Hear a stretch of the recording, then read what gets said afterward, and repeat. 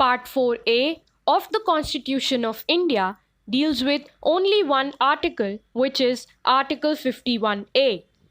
It is a famous saying in the field of law that one's right is another's duty. Hence, it was an established principle that there exists a strong connection between fundamental rights and duties. Yet, the originally framed Constitution of India did not have any article with respect to fundamental duties. It was in the year 1976 that the Government of India established a committee popularly known as the Swaran Singh Committee. The chairman of this committee was Sardar Swaran Singh, along with 11 other members. The committee proposed to incorporate a list of 10 duties as a separate part in the Constitution titled Fundamental Duties.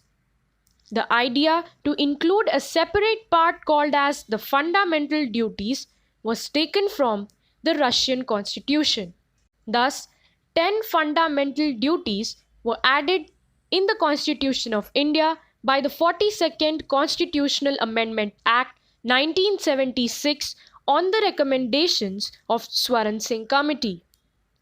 The intention behind adding this part was to constantly remind the citizens of India that they not only have the right to enjoy the fundamental rights guaranteed under the Part 3rd of the Constitution, but they also had certain duties to discharge towards their nation.